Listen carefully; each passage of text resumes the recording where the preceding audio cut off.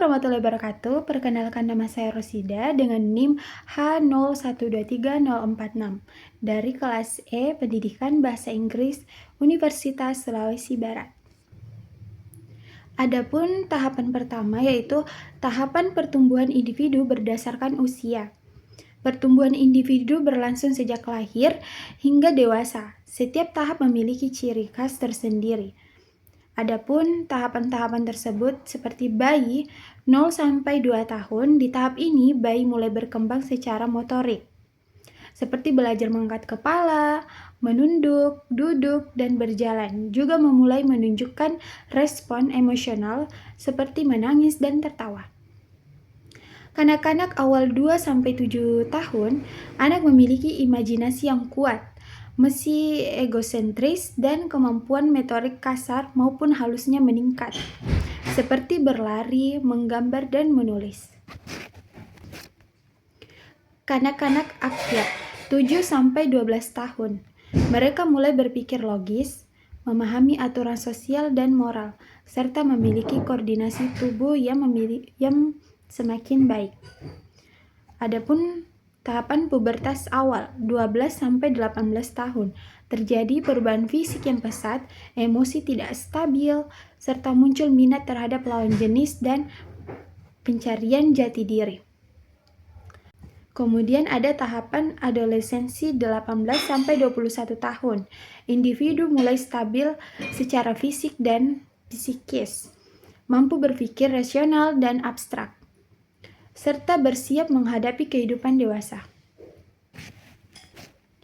Nah, adapun tahapan dewasa muda 21 sampai 40 tahun. Fisik berada di puncaknya, fokus pada karir, pernikahan, dan membangun keluarga. Tugas perkembangan berdasarkan tahapan usia. Tugas perkembangan adalah hal-hal yang seharusnya dicapai oleh seseorang pada usia tertentu agar mereka tumbuh secara optimal menurut Havikhurst. Berikut pembagiannya. Masa bayi dan kanak-kanak awal belajar berjalan, makan sendiri, mengenali orang tua.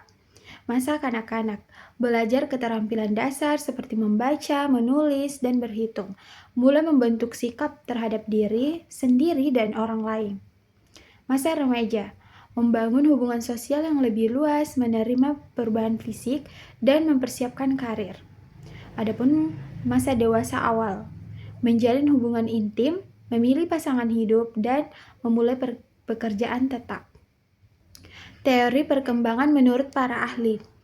Ada banyak teori perkembangan menurut para ahli, namun saya hanya akan menjelaskan 2 yang paling terkenal, yaitu yang pertama Jean Piaget atau teori perkembangan kognitif.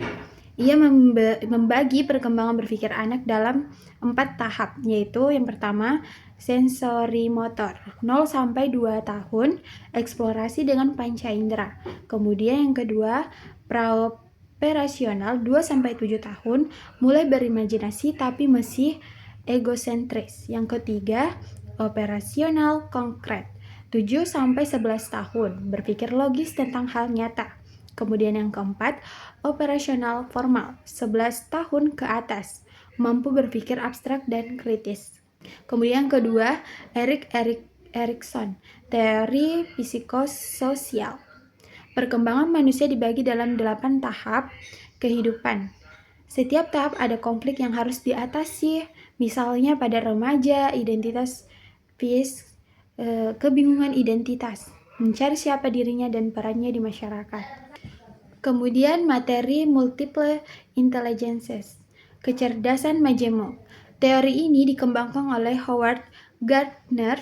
Ia menyatakan bahwa kecerdasan tidak hanya satu, yaitu logis, matematis, tetapi ada 8 kecerdasan lainnya. Berikut beberapa di antaranya. Yang pertama, logis matematis, pintar berhitung, berpikir logis seperti Andi. Yang kedua, verbal linguistik, pandai berbahasa, menulis, bercerita seperti Lala. Kemudian 3, visual spesial, mampu memahami ruang dan bentuk. Kemudian musikal, peka terhadap nada, irama, dan musik. Yang kelima, kinestetik, pandai menggunakan tubuh seperti berolahraga dan menari. Kemudian interpersonal, mampu berinteraksi dan memahami orang lain. Kemudian intrapersonal, memahami diri sendiri, reflektif. Kemudian naturalis, peka terhadap alam, hewan, dan lingkungan. Teori ini membantu guru melihat potensi siswa lebih luas, tidak hanya dari nilai matematika atau bahasanya. Adapun studi kasus Andi dan Lala. Di sebuah kelas, guru menemukan Andi sangat pandai berhitung dan logis atau logis matematis, tapi kesulitan menulis karangan. Lala pandai bercerita dan menulis puisi, verbal linguistik, namun nilai matematikanya rendah. Pertanyaannya, apa pendekatan pembelajaran yang bisa diterapkan agar keduanya berkembang optimal? Jawabannya itu adalah guru bisa menerapkan pendekatan diferensiasi, yaitu menyesuaikan cara mengajar dengan gaya belajar dan kecerdasan dominan siswa. Untuk Andi, gunakan pendekatan logika dan visual, contoh grafik saat menulis bercerita. Kemudian untuk Lala, bertugas menulis cerita yang melibatkan unsur angka atau logika sederhana agar dia tetap berkembang dalam aspek matematika. Bagaimana guru menilai keberhasilan secara adil? Guru bisa menggunakan penilaian berbasis multiple intelligences. Misalnya, bukan hanya tes tulis, tetapi juga proyek kreatif, diskusi, presentasi, dan aktivitas sesuai keunggulan masing-masing. Dengan begitu, setiap siswa dihargai sesuai kekuatan mereka, dan proses pembelajarannya menjadi menyenangkan dan adil. Demikianlah penjelasan dari saya mengenai perkembangan peserta didik.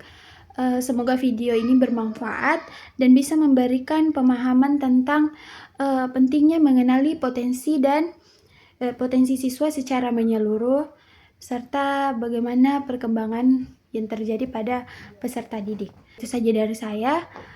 Saya Rosida mengucapkan terima kasih. Assalamualaikum warahmatullahi wabarakatuh.